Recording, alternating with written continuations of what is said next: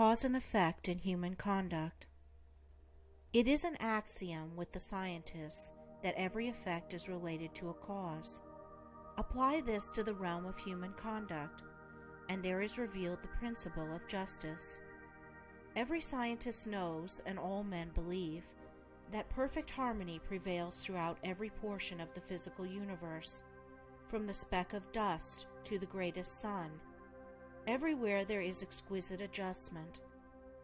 In the sidereal universe, with its millions of suns rolling majestically through space and carrying with them their respective systems of revolving planets, its vast nebula, its sea of meteors, and its vast army of comets, traveling through illimitable space with inconceivable velocity, perfect order prevails. And again, in the natural world, with its multitudinous aspects of life, and its infinite variety of forms, there are the clearly defined limits of specific laws, through the operation of which all confusion is avoided, and unity and harmony eternally obtain. If this universal harmony could be arbitrarily broken, even in one small particular, the universe would cease to be. There could be no cosmos, but only universal chaos. Nor can it be possible in such a universe of law that there should exist any personal power which is above, outside, and superior to such law in the sense that it can defy it or set it aside. For whatsoever beings exist, whether they be men or gods, they exist by virtue of such law, and the highest, best, and wisest among all beings would manifest his greater wisdom by his complete obedience to that law which is wiser than wisdom, and than which nothing more perfect could be devised. All things, whether visible or invisible, are subservient to, and fall within the scope of, this infinite and eternal law of causation.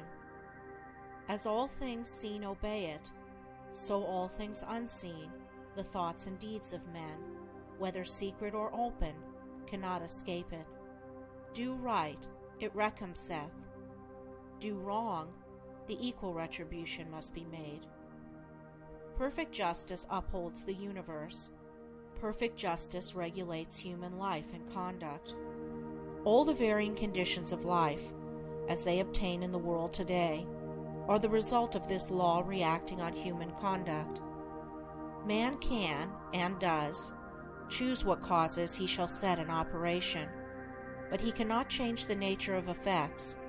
He can decide what thoughts he shall think, and what deeds he shall do, but he has no power over the results of those thoughts and deeds. These are regulated by the overruling law. Man has all power to act, but his power ends with the act committed. The result of the act cannot be altered, annulled, or escaped. It is irrevocable. Evil thoughts and deeds produce conditions of suffering. Good thoughts and deeds determine conditions of blessedness. Thus man's power is limited to, and his blessedness or misery is determined by, his own conduct. To know this truth renders life simple, plain, and unmistakable. All the crooked paths are straightened out. The heights of wisdom are revealed, and the open door to salvation from evil and suffering is perceived and entered. Life may be likened to a sum in arithmetic. It is bewilderingly difficult and complex to the pupil who has not yet grasped the key to its correct solution. But once this is perceived and laid hold of, it becomes as astonishingly simple as it was formerly profoundly perplexing.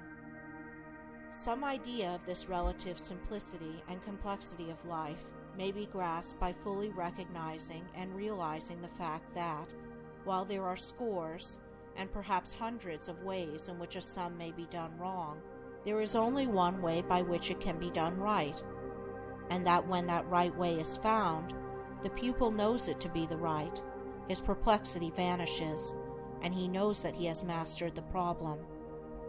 It is true that the pupil, while doing his sum incorrectly, may and frequently does think he has done it correctly, but he is not sure.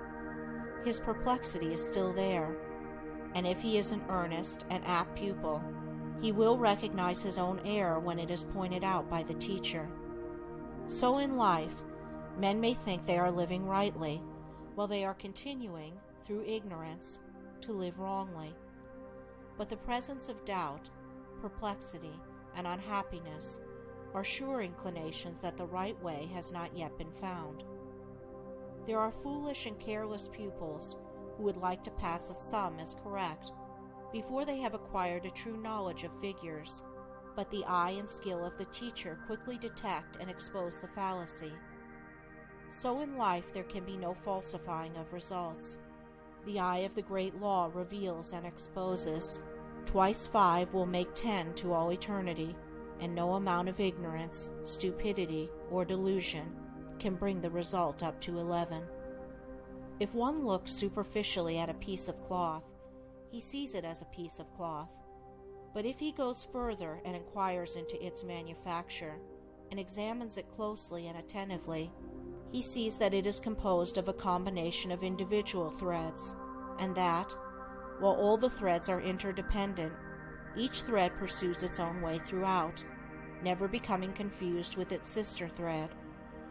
It is this entire absence of confusion between the particular threads which constitutes the finished work a piece of cloth. Any inharmonious commingling of the thread would result in a bundle of waste or a useless rag. Life is like a piece of cloth, and the threads of which it is composed are individual lives. The threads, while being interdependent, are not confounded one with the other. Each follows its own course. Each individual suffers and enjoys the consequences of his own deeds, and not the deeds of another. The course of each is simple and definite, the whole forming a complicated, yet harmonious, combination of sequences. There are action and reaction, deed and consequence, cause and effect, and the counterbalancing reaction, consequence, and effect is always in exact ratio with the initiatory impulse. A durable and satisfactory piece of cloth cannot be made from shoddy material, and the threads of selfish thoughts and bad deeds will not produce a useful and beautiful life, a life that will wear well and bear close inspection.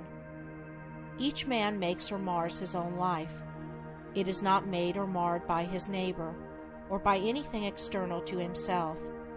Each thought he thinks, each deed he does, is another thread, shoddy or genuine, woven into the garment of his life.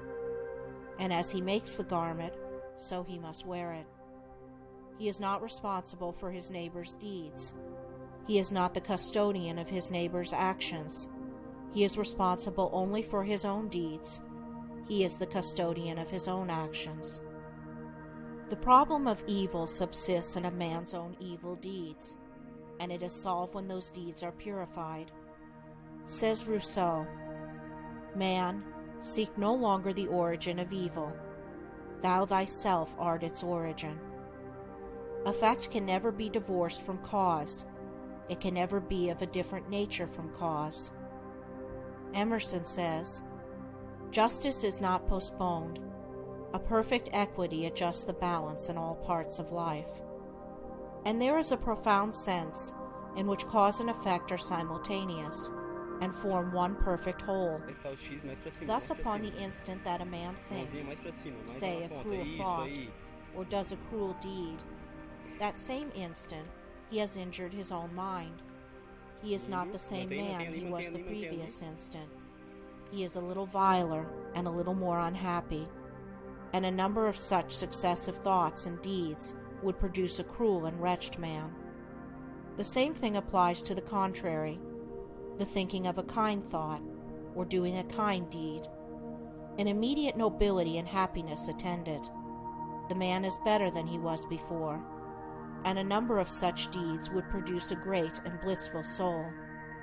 Thus individual human conduct determines, by the faultless law of cause and effect, individual merit or demerit, individual greatness or meanness, individual happiness or wretchedness. What a man thinks, that he does. What he does, that he is. If he is perplexed, unhappy, restless, or wretched, let him look to himself, for there and nowhere else is the source of all his trouble.